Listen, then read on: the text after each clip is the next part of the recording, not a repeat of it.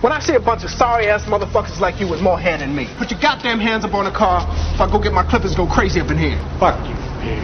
Fuck you? He said fuck you? It's kind of like, taking a screwdriver to a gunfight. And pig, that's an old phrase. Y'all must not be from around here. Now, this is a police matter. Got nothing to do with you. I think we're gonna have to do this the hard way. Get down on your knees. No. When he likes you, that's a good news. Now, how about you? What do you want? You? Dead. Because the pay is so good. How about if I double the pay? But I don't think you have enough money. I'm gonna reach into my back pocket slowly to get my wallet. Slidivo. I have a lot of cash. You take plastic. Why, Seagal?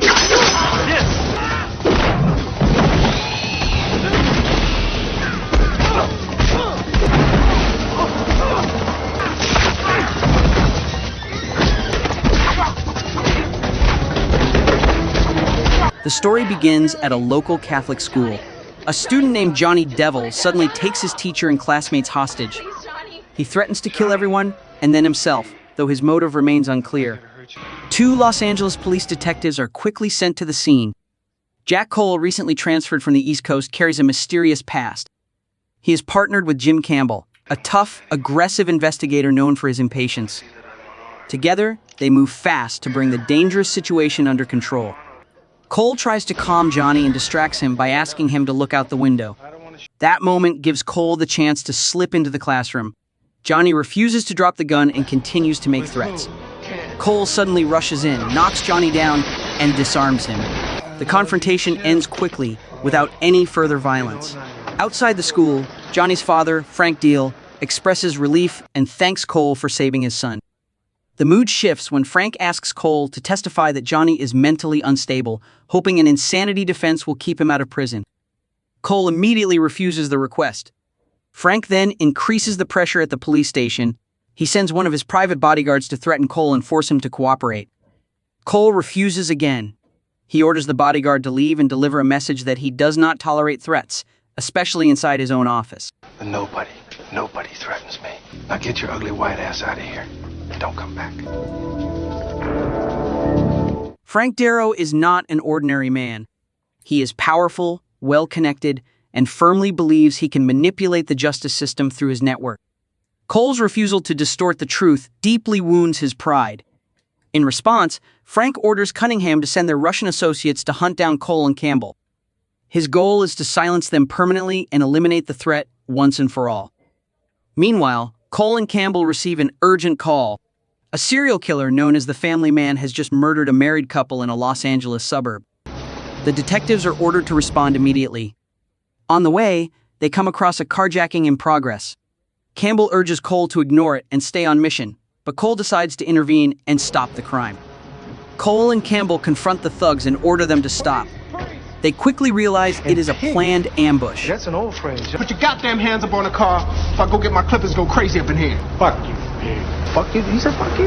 That's an old phrase. Y'all must not be from around here.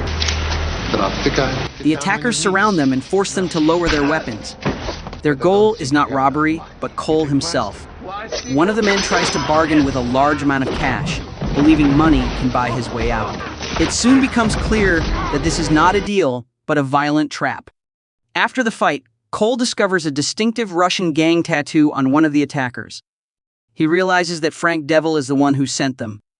The 2 detectives finally arrive at the horrific murder scene. The victims were executed with gunshots to the head, and their bodies were then nailed to the wall.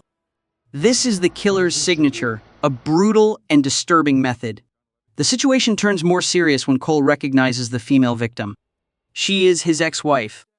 Cole chooses to keep the truth to himself and tells no one, not even Campbell. He remains silent as the investigation continues.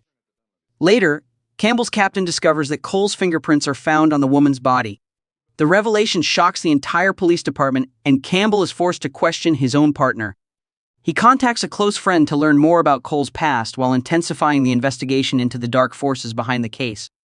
Before long, Campbell discovers that Cole was once a CIA operative.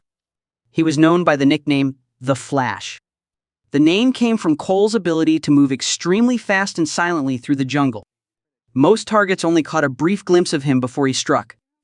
After leaving the agency, Cole tries to settle into a quieter life. He spends his time practicing Aikido and struggles to adjust to teamwork after years of operating alone. Meanwhile, Cole and Campbell receive an important lead from a teacher. She recognizes sketches linked to the series of murders. Following the trail, she identifies a former student named Christopher Maynard, an ex-convict who now spends most of his time at church. During the interrogation, Maynard claims that the murders of family patriarchs were carried out by multiple killers. He insists that only the murders committed before Cole arrived in Los Angeles were his work. Maynard accuses an unknown second killer of slaughtering families and framing him for the crimes. The confrontation quickly escalates and ends when Cole shoots Maynard dead. The captain is furious after learning that Cole has killed the police department's only suspect. Cole insists that he acted in self-defense. Tensions rise when the truth comes out. Before being transferred to Los Angeles, Cole had killed another suspect, even after the man had surrendered. His violent record and secret past make him the prime suspect. As a result, the department suspends Cole for killing a suspect without authorization. To find answers, Cole follows the trail of the victims. He eventually reaches the home of Sonia Roof, Devil's Russian interpreter, and one of the serial killer's targets. There, Cole finds documents showing that the Roloff family planned to move to Russia. The trip was funded by airline tickets paid for by Devil's company. Another connection soon emerges. A man named Smith is also linked to the trip. Before Cole can piece the information together, a masked assassin suddenly breaks into the house and attacks him. The fight is brutal but brief. The attacker retreats after realizing Cole's combat skills are far beyond expectations. That same night, another assassin ambushes Campbell in his apartment. The two engage in a close-quarters fight, but the assassin overwhelms Campbell and sets the apartment on fire. Despite being badly injured, Campbell survives. After the explosion and the building collapse, he narrowly escapes death. The next morning, Cole finds Campbell alive but deeply shaken. Cole convinces Campbell that they must work together to stop Devil. Driven by the growing evidence and their shared danger, Campbell finally agrees. Cole then turns his attention to Smith, his former CIA supervisor. He is convinced that Smith knows far more than he is letting on. When guards block the entrance, Cole fights his way inside. After a violent confrontation, he captures and kidnaps Smith. At first, Smith denies any involvement. After Cole shoots him in the hand and leg, Smith finally breaks and tells the truth. He reveals that Frank Devil is running a major smuggling operation. The plan involves transporting chemical weapons from Russia into the United States and selling them to Serbian terrorist groups. The meeting is arranged at a low-cost hotel in downtown Los Angeles. Smith confirms that the killers are working for Devil and that both detectives are marked for assassination. Even more shocking, Devil has also ordered the death of his own son Johnny because Johnny knows too much. Cole and Campbell then question Johnny's girlfriend. She tells them where Johnny is hiding. Following the trail, the detectives find Johnny hiding in a monastery. There, they defeat and kill an assassin sent by Devil to eliminate him. Johnny then reveals a critical truth. Devil's head of private security is the second killer, targeting family men. His murders were wrongly attributed to Maynard. As night falls, Cole and Campbell launch a surprise attack on the low-cost hotel just as the deal begins. Just before Cole and Campbell storm in, Cunningham turns on Devil and kills him. He is furious after learning that Devil planned to hand him over to the LAPD to cover up the weapons smuggling operation.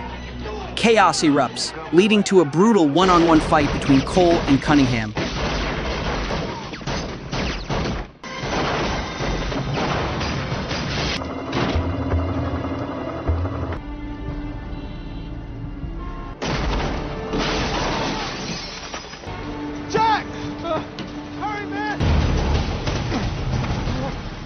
Are you ready? Ready for what? The window!